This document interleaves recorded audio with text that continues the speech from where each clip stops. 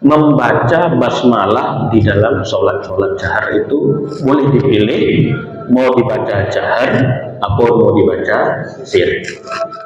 Dalam pandangan fikih Muhammadiyah, basmalah itu dibaca ketika sholat.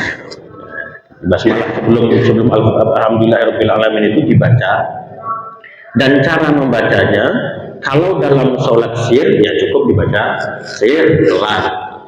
Tapi kalau dalam sholat jahar itu boleh keras, itu boleh pelan sir.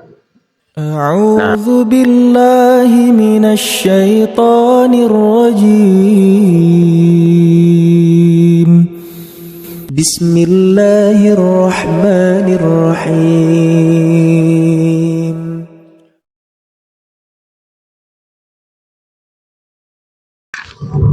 Bismillahirrahmanirrahim.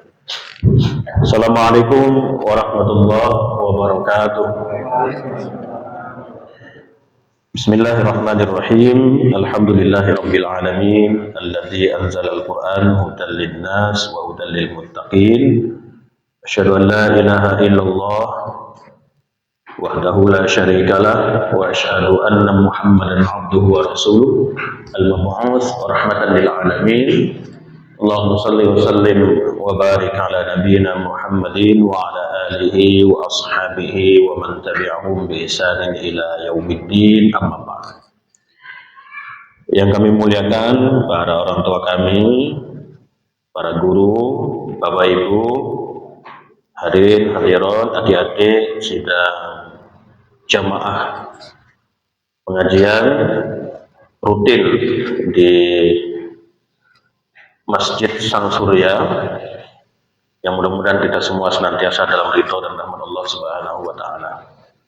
Alhamdulillah, puji syukur kita haturkan kehadiran Allah Subhanahu wa taala atas segenap limpahan rahmat karunia yang Allah berikan kepada kita semua. Mudah-mudahan senantiasa nikmat itu kita gunakan dengan sebaik-baiknya dalam meningkatkan ibadah dan amal soleh kita. Salawat dan salam semoga senantiasa terlimpahkan buat Rasulullah Muhammad SAW, buat para keluarga, para sahabat, dan orang-orang yang mentaati ajaran yang beliau bawa hingga akhir zaman kelak. Bapak Ibu, para jamaah sekalian, mohon maaf, ini kita sedikit bergeser waktu. Pas kemarin ada kegiatan, kebetulan malam ini longgar, sehingga saya nanya ke Pak Sam, kalau misalnya diganti atau digeser besok malam gimana Pak untuk menggantikan? Oh, enggak apa-apa, alhamdulillah itu. Mohon maaf, dan insya Allah nanti mudah-mudahan kedepannya bisa ada kendala lain. Kita melanjutkan kajian tentang memahami metode tarjih dalam fikih Muhammadiyah. Yang waktu itu sudah alhamdulillah banyak kita bahas, dan terakhir kita kebetulan karena waktu itu mau masuk Idul Adha, kita sedikit juga membahas tentang hal-hal yang berkaitan dengan Idul Adha. Nah, yang ini kita membahas tentang at-tanawu fil ibadah. At-tanawu itu apa bahasanya? Keragaman atau banyak cara gitu, dalam ibadah, dalam pelaksanaan ibadah. Kalau dalam bahasa keren-keren orang sekarang itu pluralitas. Sekarang nyebutnya pun agak susah ya. Pluralitas itu. Jadi keragaman ya, dalam beribadah. Ini salah satu juga yang dipegang dalam pemahaman fikih di Muhammadiyah. Ya kadang-kadang namanya ibadah itu ada saja keragamannya itu yang tidak bisa kita lepaskan. Nah, saya ingin mengutip dulu tulisan dari Profesor Dr. Syamsul Anwar. Beliau saat ini adalah ketua PP Muhammadiyah yang membidangi Majelis Tarjih dan Tajdid. Sebelumnya beliau adalah sebagai ketua Majelis Tarjih dan Tajdid Pimpinan Pusat Muhammadiyah. Nah, saya bacakan begini. Ini saya bacakan saja. Tanawu itu katanya berarti keragaman. Nah, tahu tadi pluralitas, nyebutnya udah bisa keseleo lidah.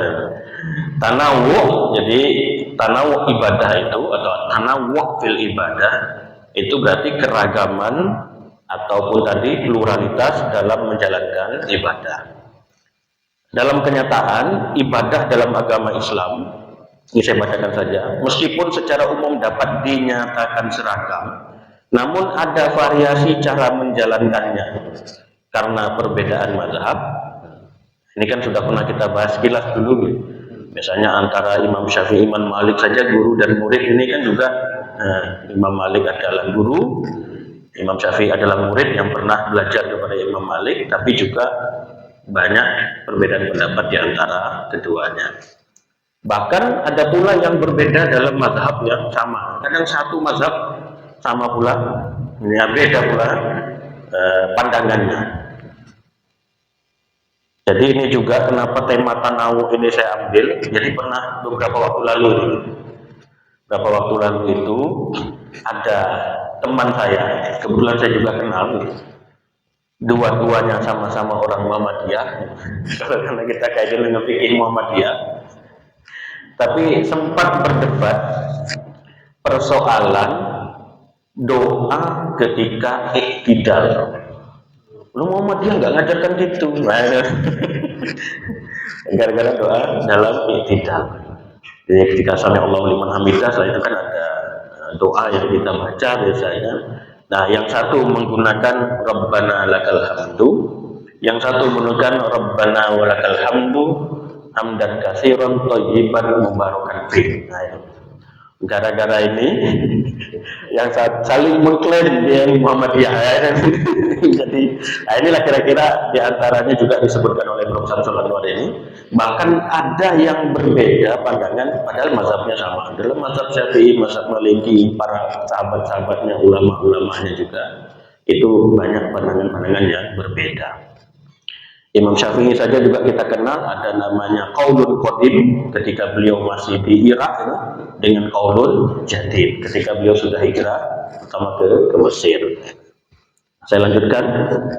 Keragaman pendapat fikih itu suatu hal yang wajar karena adanya prinsip kebebasan berijtihad yang diakui dalam hukum syariah. Ya memang dalam hukum syariah kita ijtihad itu adalah hal yang dibolehkan. Karena pasca Rasulullah wafat itu kan gak susah orang untuk mengkonfirmasi hal-hal yang baru, terutama kepada Nabi, karena Rasulullah sudah tiada. Akhirnya berijtihad itu diakui. Namun perbedaan itu tetap ada batas, yaitu sepanjang semuanya masih berada dalam koridor syariat. Nah, kalau kaitannya dengan ibadah-ibadah yang sifatnya khusus, ibadah mahdhah, ya mau tidak mau kan kita harus bersumber pada dalil. Allah ini dikit-dikit dalil. Ya mau tidak mau dalilnya harus kayak gitu, memang gitu. Karena dalam ibadah yang sifatnya khusus, ibadah sholat, ya mau tidak mau kita harus menggunakan dalil. Nah, artinya selagi misalnya dia cabang dari pohon mangga satu punya cabang yang beragam, ya cabang-cabang ini masih bagian dari pohon mangga, kan gitu. Masa ini pohon mangga buahnya kemudian durian, kan? Artinya dia diakui bagian dari pohon mangga itu karena masih sumbernya akarnya sama, itu maksudnya batangnya itu pohonnya satu. Kira-kira gitu. Jadi itu diantara saja, diantara koridornya itu kalau misalnya dalam ibadah yang sifatnya khusus, ya ada dalil yang jadikan pegangan sumbernya itu.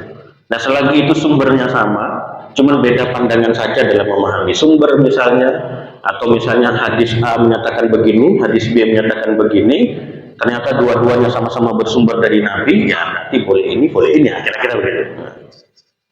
Tapi kalau sudah keluar dari cabang pohon mangga, di sebelahnya ada pohon durian, mau dipaksakan ini diakui pohon mangga, ya nggak bisa. Jadi di antara koridornya itu adalah memang ada sumber yang menjadikan pegangan itu tadi. Nah sepanjang itu diantaranya masih ada, maka tanawu perbedaan itu atau keragaman itu tadi bisa dimaklumi. Apabila keluar dari koridor syariah, nah, maka itulah yang baru disebutkan dengan bid'ah. Ini beliau mengutip pernyataan dari Imam Syatibi, ya, menyatakan bahwa bid'ah itu adalah amalan yang tidak berdasarkan kepada suatu dalil syariah. Tetapi ini tidak dalam semua wilayah, ya semuanya dibid'ahkan, tidak tetapi ini adalah cakupannya dalam ibadah tadinya yang sifatnya khusus. Dan seterusnya. Nah ini kira-kira tema kita malam hari ini tentang at-tanawwu' fil ibadah. Ya, di antara faktornya satu memang ini kelanjutan dari sebelumnya. Kemudian faktor lainnya ya karena belum lama beberapa waktu lalu itu ada dua teman saya itu kira-kira diskusi dan berdebat soal bacaan apa namanya iktidal gitu ya. Satu menyatakan begini, satu menyatakan begini. Udah benar itu dan lain sebagainya. Nah, untuk memberikan contoh, jadi at-tanawwu' fil ibadah, sekali lagi keragaman dalam ibadah itu saya ingin memberikan contoh yang sebetulnya juga sudah ada di himpunan putusan Tarjih Muhammadiyah. Nah ini yang jilid 3. Yang jilid 3 ini sudah ada tentang fikih air, tentang tuntunan wujud keluarga sakinah. Nah kalau kita mengulang yang sebelumnya, maka himpunan putusan Tarjih ini masuk dalam tanda kutip ya seolah-olah kitab undang-undang gitu, yang sifatnya sebetulnya mengikat bagi warga Muhammadiyah. Tapi tetap sebagaimana sebelumnya pernah kami sampaikan, tidak mengikat bagi yang lain gitu, karena beda tadi ya kayak sekolah gitu, satu lembaga sekolah tertentu punya ketentuan aturan yang berlaku, tapi kan nggak bisa juga dipaksakan sekolah lain untuk mengikut hal yang sama. Ya paham fikih Muhammadiyahnya begini, kalau orang yang di luar Muhammadiyah mungkin punya paham fikih yang berbeda, itu memang tidak masuk problem dalam Muhammadiyahnya gitu. Tapi kalau sudah orang Muhammadiyah tapi kok istilahnya itu bertentangan kalau mungkin berbeda dengan bertentangan mungkin agak sedikit ini, bahkan mengkritik habis-habisan dengan putusan di Muhammadiyah. Nah ini juga perlu menjadi pertanyaan. Lawang dia kerja di situ, misalnya di lembaga situ, tapi kerjanya buruk-buruk ke lembaganya sendiri, ya ini kan juga agak tepat gitu.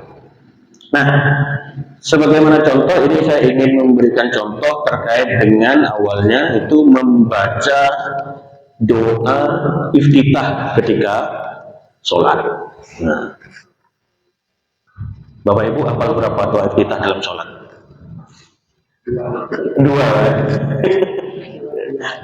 Dua. Ternyata sebetulnya kan ada banyak doa iftitah yang bisa digunakan. Gitu. Nah ini contoh. Ya. Nah, saya bacakan begini. Ini saya ambil dikutip dari sini supaya nanti bisa kita melihat adanya keragaman tadi itu.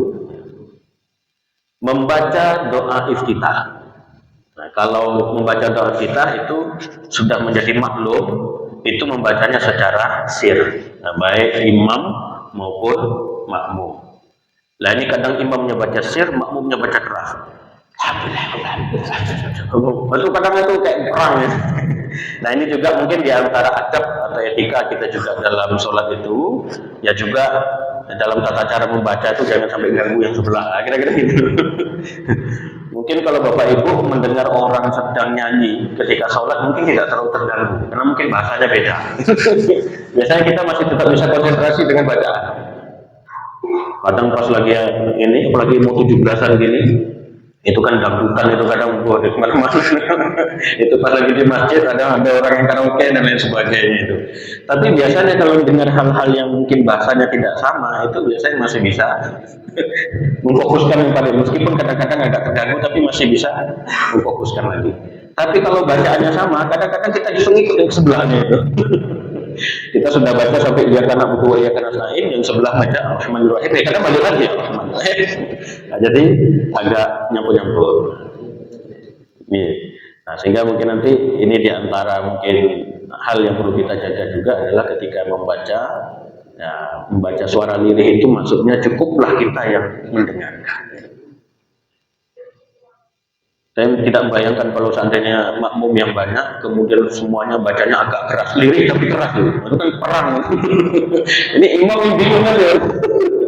Pak Imam kita yang bingung, Pak Daeng bingung nanti.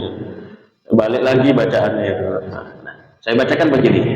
Jadi ada beberapa doa iftitah itu yang bisa dilakukan atau dibacakan. Yang dibaca ketika kita sedang sholat.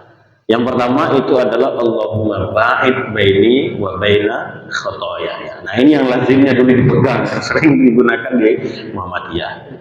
Tapi karena mungkin ada juga yang warga Muhammadiyah mungkin kurang membaca secara utuh, di HPP yang pertama pun, yang jilid 1 itu sebetulnya tidak hanya mencantumkan satu doa iftitah, tetapi ada beberapa doa iftitah, paling tidak 2 yang dicantumkan itu. Nah, karena mungkin tahunya yang satu itu, ketika membaca doa kita yang lain kemudian dianggap tidak benar. Nah, ini paling tidak saya sampaikan, dalam Muhammadiyah ada tanawu, keragaman dalam membaca doa kita. Boleh memilih, nah kira-kira gitu. Boleh memilih salah satu dari rangkaian doa-doa berikut yang ini sebetulnya secara dalilnya itu sudah dikaji oleh tim Majelis Tasdid dan Tajrid pimpinan pusat Muhammadiyah. Nah, yang pertama sekali lagi, Allahumma ba'id baini wa baina khataayaya kama ba'adta bainal masyriqi wal maghrib. Allahumma naqqini minal khataaya kama yunaqqas thawbul abyadu minad danas. Allahumma ghsil khataayaya bil ma'i was salji wal barad. Ini juga redaksinya ada beragam, ada yang min khotoyaya gitu kan. Nah, ini yang juga perlu saya sampaikan ketika membaca minal khotoya. Kalau minal pakai alif lam minal, maka jangan ya-nya 2 kali, cukup sekali saja. Minal khotoya gitu. Jadi alif lam di situ itu sebetulnya menggantikan ya yang setelahnya itu. Jadi ya terakhir itu menunjukkan aku, dosaku gitu. Jadi alif lam itu sudah menunjukkan dosaku itu tadi ya, kira gitu. Nah, sehingga tidak perlu diulangi. Ya, ketika sudah beralif lam, kalau dalam kaidah Arabnya kira-kira gitu, itu tidak ada tambahan ku, apalagi ku, mereka dan seterusnya itu yang punya kata milik, udah kepemilikan gitu. Mobilku, mobil kami, dan seterusnya itu. Kalau depannya sudah ada alif lam, maka iya yang terakhir itu tidak perlu dibaca. Nah, ini kadang saya pernah mendengar ketika ada yang mengajarkan kapan hari itu pernah saya diminta untuk mengkoreksi bacaan yang untuk diajarkan ke TPQ, salah satu TPQ lah begitu saya sebutkan. Nah, diantaranya yang saya koreksi adalah redaksinya itu.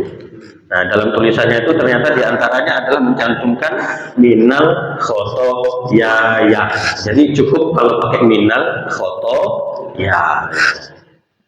Dan ini hadisnya pun ragam redaksinya Bapak Ibu. Jadi nanti ada yang pakai Allah maghsil min khotoyaya, ada yang menggunakan Allah maghsil khotoyaya saja tanpa min. Nah, ini mau dipakai yang mana silakan.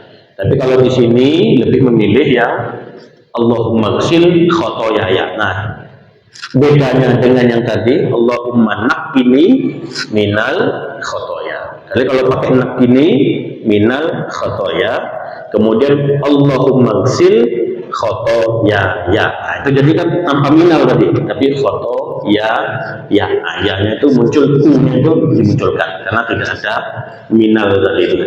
Nah, jadi sekali lagi mungkin bedanya di situ. Allahumma naqqini minal khotoya kama yunaqqas thawbul abyadu minad danas. Allahumma ghsil khotoya ya. Kalau pakai min, Allahumma ghsil min khotoya ya. Jadi kalau pakai min tidak apa-apa, tapi kalau pakai minal, nah itu khotoyanya cuma 1 kali. Nah, cuman kalau di sini yang dipilih redaksi yang Allah maksil khotoyaya bil ma'i wasalji wal barad. Nah, itu yang pertama. Itu hadis itu diriwayatkan oleh Imam Bukhari. Artinya ini sudah hadis yang diseleksi lah kira-kira. Redaksinya tadi ada beragam, nanti silakan gunakan yang mana. Jadi ada yang lain lagi yang tadi ya. Menggunakan redaksi dua-duanya sama-sama min. Allahumma naqqini min khotoyaya, kemudian Allahumma ghsil min khotoyaya. Itu juga boleh. Nah, Bapak Ibu mau pilih yang mana? Jadi intinya kalau pakai min jangan pakai ya-nya 2 kali. Minal maksudnya. Kalau pakai minal jangan ya-nya 2 kali. Ini hadisnya juga sahih ataupun hadisnya valid gitu, diriwayatkan oleh Imam Muslim. Nah, yang kedua, ada yang wajjahtu wajhiya lillazi fataras samawati wal ardi hanifan muslima wa ma ana minal musyrikin. Inna salati wa nusuki wa mahyaya wa mamati lillahi rabbil alamin la syarikalah wa bidzalika umirtu wa ana awalul muslimin. Atau redaksi lain kan ada juga wa ana minal muslimin gitu kan. Kemudian apa lagi? Itu sebetulnya ada kelanjutan lagi. Allahumma antal malik, la ilaha illa anta, dan seterusnya. Itu sebetulnya ada redaksi yang panjang. Nanti terakhirnya itu nanti sampai dengan astaghfiruka wa atubu ilaik. Nah, dalam pandangan Muhammadiyah itu juga dibenarkan. Artinya boleh kita menggunakan yang tadi wajah tuh. Cuman Muhammadiyah lebih memilih kalau pakai wajah tuh ada bagusnya dilengkapi sampai akhir. Itu aja bedanya. Jadi panjang ini kalau saya bacakan semuanya ini tadi kalau wa ana awalul muslimin, kemudian nanti bisa ditambahkan Allahumma antal malik la ilaha illa anta rabbi wa ana abduk zalamtu nafsi wa taraftu bi dzambi, dan seterusnya itu sampai tadi astaghfiruka wa atubu ilaik. Jadi paling tidak dengan yang mungkin selama ini kita hafal itu masih ada 2/3 lagi kelanjutannya itu. Nah, itu kalau mau ditambah membaca itu juga dibenarkan. Itu hadisnya juga sudah divalidasi ya, kira-kira gitu. Dianggap bahwasanya hadis itu merupakan hadis yang juga benar adanya, dan itu bisa dipilih. Itu yang kedua. Ada juga yang ketiga, itu dengan menggunakan misalnya bacaan Allahu Akbar kabira walhamdulillahi katsira wa subhanallahi bukratan wa asila. Nah, itu juga hadisnya ada. Kalau saya bacakan semuanya panjangnya, karena ini agak pendek, saya bacakan saja. Ini ada hadisnya begini. Bainama nahnu nusalli ma'a Rasulillah sallallahu alaihi wasallam. Begitulah bahasa sederhana yang terjemah bebasnya itu. Jadi ini juga salah satu bukti bahwasanya memang Rasulullah juga membolehkan. Nah, tapi Muhammadiyah membatasi. Jadi Pak, kalau seandainya tadi ada orang yang kemudian membuat doa tertentu dan itu ternyata Rasulullah tidak melarang, kita sekarang boleh nggak membuat doa khusus untuk kita? Nah, ini yang kemudian dipegang oleh Muhammadiyah. Jadi hadis itu kan ada namanya hadis yang sifatnya tadi qauli gitu kan, ada yang sifatnya fi'li, ada yang sifatnya takriri. Qauli itu hadis yang langsung misalnya Nabi berucap, atau qala Rasulullah sallallahu alaihi wasallam, kira-kira artinya mungkin gitu, Rasulullah langsung menyampaikan bersabda. Atau hadis fi'li itu adalah perbuatan Nabi yang dilihat oleh sahabat, kemudian sahabat cerita tadi loh Nabi melakukan ini. Nah, itu kan berarti fi'linya Rasulullah, perbuatannya Rasulullah itu disampaikan oleh sahabat. Nah, itu namanya hadis fi'li. Ada hadis yang sifatnya takriri, penetapan. Nah, kalau ini bisa diantara kita masukkan kategori penetapan. Nah, itu kan langsung dilakukan di depan Rasulullah. Rasulullah sebagai sumber hukumnya dan Rasulullah mengiyakan, ya itu boleh. Nah, kalau sekarang ya sudah, ngapain nambah-nambah, yang ini aja kita nggak hafal semua gitu. Yang ini aja kita nggak hafal semua, sudahlah yang adanya saja. Dan artinya ini digunakan karena memang Rasulullah memberikan keputusan berkaitan dengan hal yang sedemikian rupa. Nah, karena ini sudah Rasulullah tidak ada dalam hal ibadah yang sifatnya mahdhah, ibadah yang khusus, maka kita cukuplah bersandar pada dalil-dalil yang sudah ada. Tuh. Loh, sudah. Bisa tambah gitu. Itu satu. Mau baca yang mana Bapak Ibu? Monggo, nanti boleh. Nanti pas sholat maghrib pakai ini, sholat isya pakai ini, monggo, silakan itu.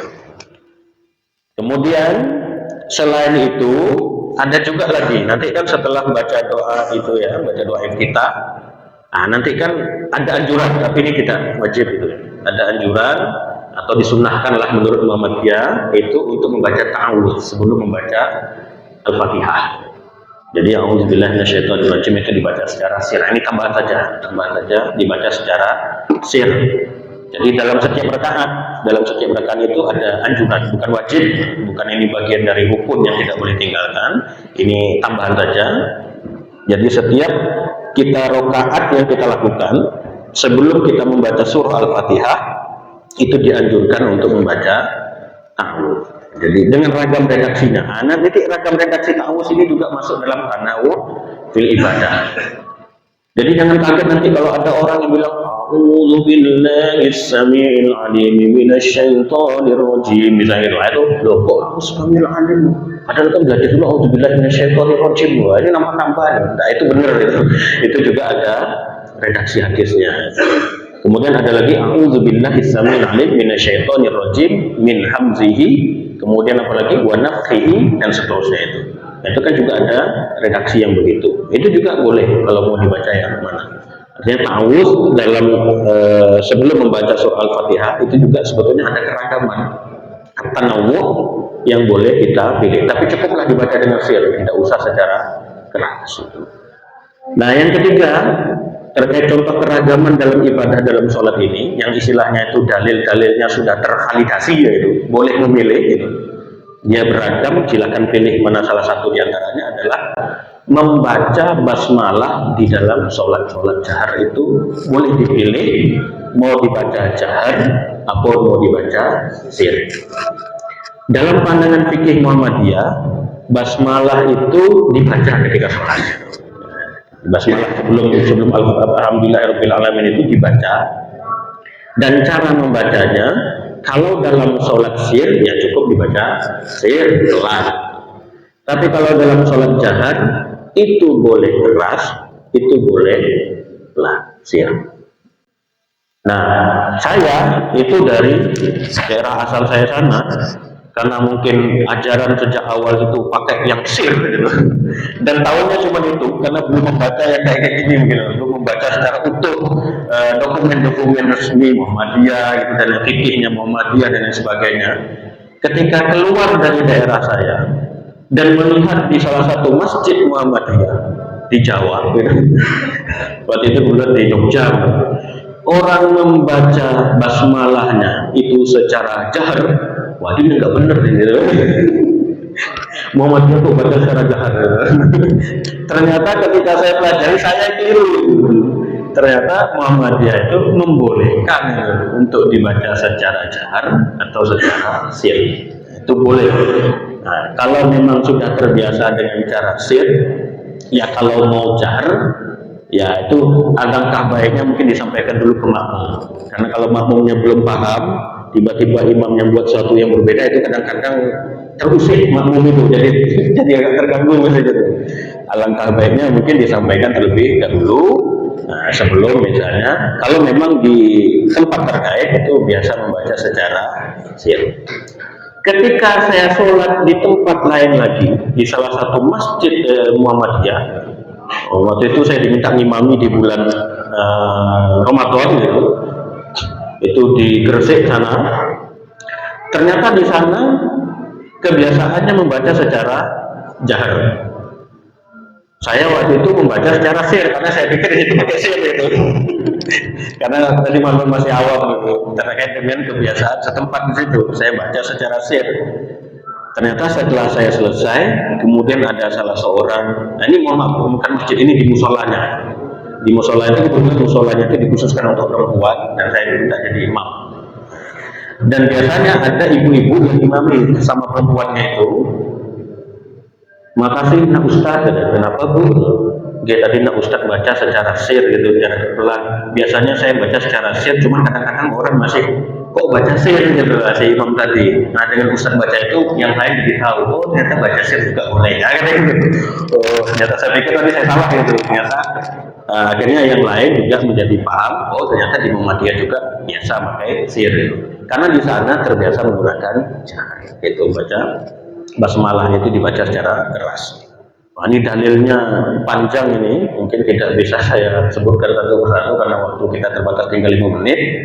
Nah, yang mau membaca jahar itu diantaranya ada hadis dari Abu Hurairah. Ini saya ambil apa namanya itu depannya saja.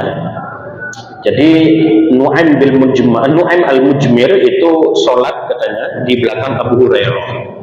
Kemudian dia mendengar Abu Hurairah berkata sebelum masuk ke Al-Fatihah itu ke mana, ke Alhamdulillahirabbil alamin, membaca faqara'a bismillahirrahmanirrahim. Itu kedengaran oleh si Nu'aim, dan Abu Hurairah menyebut, ya beginilah aku mencontohkan bagaimana sholatnya Nabi. Abu Hurairah kan termasuk sahabat yang sering bersama dengan Nabi. Nah, hadis-hadis yang lain juga banyak lagi ini, macam basmalah panjang. Jadi tidak bisa saya ambil satu-satu. Nah, contoh yang lain secara sir.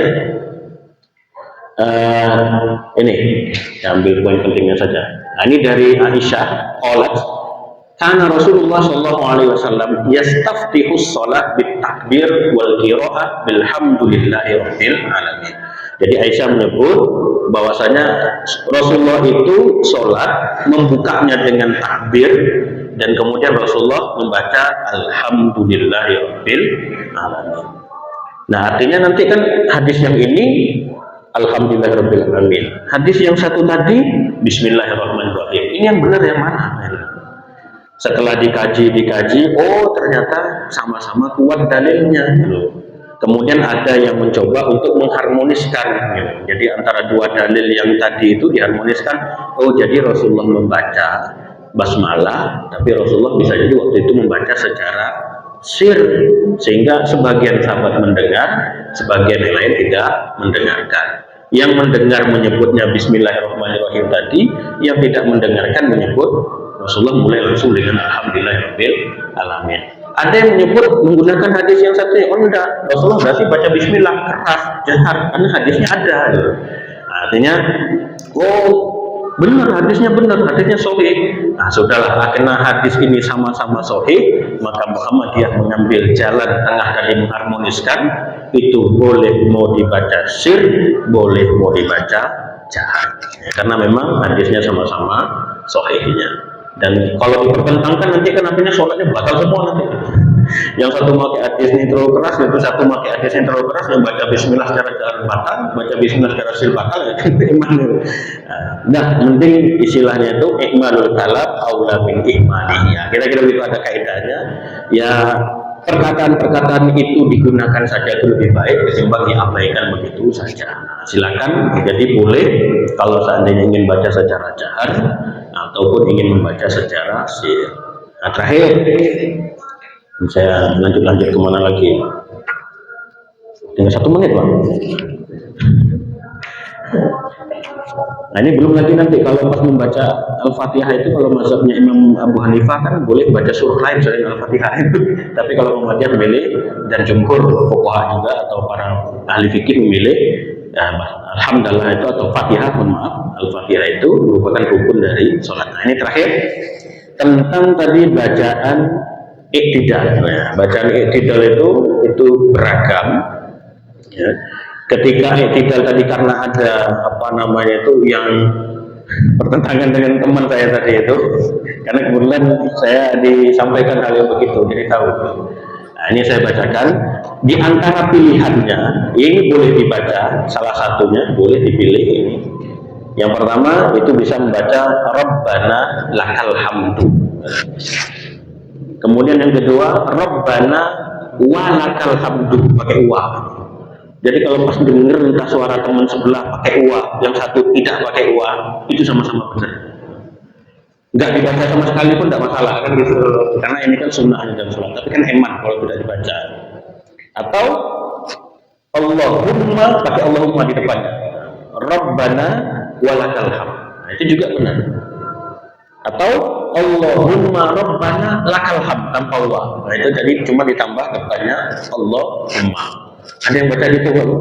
Pakai Allahumma di depannya, ya berarti mungkin sudah baca ini gitu. Boleh dipilih salah satu. Atau yang lain lagi kan ada Rabbana walakal hamdu hamdan katsiran thayyiban mubarakan fi. Nah, itu juga boleh dipilih itu. Ini hadis-hadisnya aja mungkin tidak bisa saya sebutkan satu persatu. Nah, kemudian ada lagi yang selain itu, ada lagi kalau mau dipilih. Rabbana walakal hamdu milkus samawati wa milkul ardi wa ma bainahuma wa milku ma syi'ta min syai'in ba'du. Nah, itu juga benar. Kalau mau dibaca itu boleh pilih di antara bacaan-bacaan yang saya sampaikan itu. Itu tercantum sudah dalam himpunan putusan tarjih Muhammadiyah. Artinya juga ini juga selain merespon tadi perbedaan pandangan di dalam Muhammadiyah sendiri. Gara-gara yang satu pakai tadi lakal hamdu, yang satu pakai hamdan katsiran itu tadi gitu. Nah, ternyata sama-sama ada di sini loh, kan sama-sama benar gitu, jadi tidak usah diperdebatkan. Kemudian ada juga yang berpandangan Rabbana walakal hamdu mil'u samawati, itu kan punyanya NU. Jadi kayak itu. Tidak juga, dan selagi memang ada dalil Muhammadiyah itu memvalidasi dalil itu pas gitu, benar gitu adanya, ya juga boleh dipakai siapapun juga. Nah, kira-kira begitu. itu juga dibenarkan. Jadi ini kira-kira bentuk yang tadi saya katakan ya, tanawuh fil ibadah, contoh-contoh keragaman dalam ibadah yang ini boleh bentuknya beragam, bervariasi, dan kita boleh memilih di antara bacaan-bacaan yang ada tersebut. Ini karena waktu, maaf agak kelewat dikit 2 menit dari yang sudah dilakukan tadi. Monggo kalau ada yang mau kita diskusikan, sampaikan, monggo Bapak Ibu. Kalau Muhammadiyah itu lebih memilih hadis yang menggunakan wajah itu dianggap itu lebih kuat. Itu dalam pandangan fikih metode tarjihnya Muhammadiyah. Namun di kalangan yang lain itu menggunakan hadis yang menggunakan ini wajah. Mana yang lebih dipilih? Muhammadiyah berdasarkan kekuatan dalil. Menurut perspektif manhaj tarjihnya Muhammadiyah itu lebih memilih yang tanpa ini. Jadi langsung yang model tadi wajah tuh. Cuman dan itu tadi itu agak panjang gitu. Saya sendiri pun bagian tengahnya agak lupa ya. Akhir-akhirnya ingat lagi gitu. Tengahnya agak lupa ya. Karena jarang digunakan ya. Sudah pernah hafal, tapi karena jarang digunakan itu ya jadi lupa-lupa lagi. Kalau yang lainnya lagi itu kan karena pendek-pendek itu jadi lebih tahan, ingatannya itu lebih kuat. Nah, itu mungkin yang dipilih oleh pemakaian yang itu, yang wajah itu tanpa ini. Nah, monggo kalau kita mau pilih yang wajah itu boleh. Kalau kita juga memilih atau ada orang di kalangan yang lain memilih yang pakai ini, itu juga karena menurut perspektifnya mereka itu juga sah-sah saja. Cuman kita karena sebagai warga Muhammadiyah, ya kita pilih saja apa yang sudah diputuskan oleh Majelis Tarjih dan Tajdid pimpinan pusat Muhammadiyah. Tentu tanpa kita menyalahkan gitu orang lain yang berbeda dengan ketentuannya sendiri. Itu kira-kira.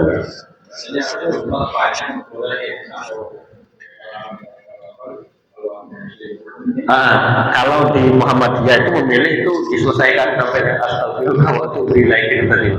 Jadi satu hadis itu memang satu utuh. Nah sehingga saya katakan tadi sebagaimana yang lazim kita hafal itu masih 2/3 lagi kayaknya perlu kita hafal. Kalau seandainya mau menggunakan versi yang itu. Sampai tadi astagfirullah wa atubu ilaih tadi. Coba. APP ada 1, 2 terus sesuai perkembangan. Iya. Apa itu kalau dalam hadis ini kan saya kalau nasih dan mansuh ya. Kalau nasih mansuh ya. Di HPT 1 ada masalah yang sama, di HPT 4 pertanyaan tersebut lebih lagi apa kemudian apa kemarin itu akan menunjukkan begitu. Kalau seandainya kita melihat dari sisi tadi dalam usul fikih ada namanya nasih mansuh. Nasih itu yang menghapus, mansuh itu yang dihapus. Nah, kalau HPT ini sekarang jilid 3 yang terbaru. Nah, apakah yang terbaru ini menasahkan yang sebelumnya? Sepanjang yang saya baca, misalnya kaitannya dengan misal masalah sholat, itu tampaknya tidak ada yang berbeda, ya, tidak ada yang berbeda, tapi justru menambahkan, misalnya menambahkan bacaan yang pada HPT jilid 1, misalnya cuma disebutkan ketika doa kita itu contohnya Allahumma ba'id dengan wajah itu, tapi disebutkan keterangan lain atau doa-doa lain yang ada dalilnya, tapi tidak disebutkan contoh. Nah, di jilid yang 3 ini diberikan contoh-contoh yang lain, tadi misalnya Allahu Akbar kabiro dan seterusnya itu. Nah, kalau memang secara posisi dia tidak berbeda, maka dia tidak menjadi nasih mansukh atau menghapus dan dihapus, tetapi menegaskan yang sebelumnya ada. Tapi kalau memang ternyata ada perbedaan, maka yang dipakai ada yang terbaru. Kalau memang, tapi sepanjangnya saya belum menemukan itu tadi. Barangkali mungkin bacaan saya masih terbatas. Kalau memang ada yang berbeda, maka yang digunakan adalah yang versi terbaru. Berarti istilahnya nasihnya tadi yang lebih digunakan. Nah, di hadits jilid 3 ini sebetulnya juga tidak hanya tentang sholat dan macam-macamnya. Itu juga nanti ada tentang hal-hal yang lain lagi, tentang fikih air, tentang apalagi seni budaya, tentang politik, ada macam-macamnya. Artinya tambahan-tambahan lah yang mungkin di HPT jilid 1 itu belum ada. Saya kira itu. Iya, Pak. Terkait dengan suatu dalil di berbagai tarjih, gimana posisi suatu dalil atau melihat dari Kekuatan dalil. Oke. Kalau kekuatan dalil itu lazimnya sama dengan mayoritas atau jumhur fuqaha menggunakan itu. Misalnya kalau dari sisi hadis itu kan nanti ada kekuatan dari sisi jalur periwayatan. Nanti ada mutawatir, ada ahad. Nah, yang mutawatir ini tentu secara ini lebih tinggi dibanding hadis ahad. Mutawatir itu gimana contohnya? Jadi hadis yang turun atau yang tersampaikan dari generasi ke generasi itu diriwayatkan oleh banyak orang dan mustahil rombongan orang-orang yang meriwayatkan berdusta itu. Karena kok sama, di situ nyebutnya begini, di situ nyebutnya begini, lah kok sama dari generasi sahabat, generasi tabiin itu ternyata banyak sekali yang meriwayatkan dengan model yang sama. Jadi kan mustahil mereka itu berdusta. Kalau hadis ahad ini di antara salah satu generasinya itu kadang cuma diriwayatkan oleh satu. Tapi hadis mutawatir dan ahad itu berbeda dengan hadis yang namanya sahih, hasan atau dhaif, itu beda. Kalau yang mutawatir ahad itu hanya dari sisi jalur riwayatannya, banyak orang yang meriwayatkan atau tidak. Tapi secara kekuatan dalilnya bisa saja hadis yang ahad itu juga sahih. Hadis yang mutawatir itu juga bisa kategori sahih, bisa juga mungkin masuk kategori yang hasan, bisa masuk kategori dhaif. Nah, itu juga bisa dimungkinkan. Jadi sahih, hasan, dhaif itu adalah itu bukan dari sisi periwayatan, tapi dari sisi kualitas hadis, kualitas hadisnya itu. Banyak orang yang meriwayatkan atau ada satu orang meriwayatkan, orang ini terkenal dengan orang yang suka agak dusta itu. Nah, ini agak berdusta ini. Nah, ini kan sudah melemahkan kualitas dalil tadi. Dari banyaknya orangnya tadi kok banyak juga yang suka neko-neko gitu, misalnya dari biografi atau riwayat dari para rijalul hadisnya itu, perawi-perawinya itu juga nanti akan ya. Nah, sehingga secara kualitas tentu yang sahih itu lebih kuat dibanding dengan yang lain secara kualitas. Maka ketika ada pertentangan betul, yang satu menyatakan A, satu menyatakan B, misalnya, antara hadis yang sahih dengan hadis yang dhaif, nah, maka jelas kita memenangkan yang sifatnya sahih. Tapi kalau ada hadis yang dhaif, tapi tidak bertentangan dengan hadis-hadis yang di atasnya, hasan atau sahih, dia menyebutkan sesuatu yang berbeda. Tidak ada hadis-hadis yang kuat yang lainnya menyebutkan hal yang sama. Dan ini ternyata jalurnya banyak, orang-orang yang meriwayatkan jalurnya banyak, gitu, maka hadis dhaif ini bisa saja diterima kalau jalurnya banyak. Tapi kalau jalurnya satu dan itu masalahnya, apalagi kalau masalah ibadah, itu masih dalam kutip tanda tanya. Tapi dalam keutamaan amal dan macam-macam itu masih bisa digunakan, asal tidak bertentangan dengan dalil yang lebih kuat. Nah, sama Pak. Jadi dalam penggunaan kekuatan dalil, tentu yang atas ini lebih dimenangkan kalau terjadi pertentangan antara dari sisi kualitas. Baik, terima kasih Pak. Ini kayaknya perlu satu waktu khusus kita bahas agak detail soal ini. Mudah-mudahan nanti di 2 minggu ke depan saya coba bahas tentang dalil-dalil atau hadis yang mungkin diterima oleh Muhammadiyah tadi itu, mungkin satu waktu khusus.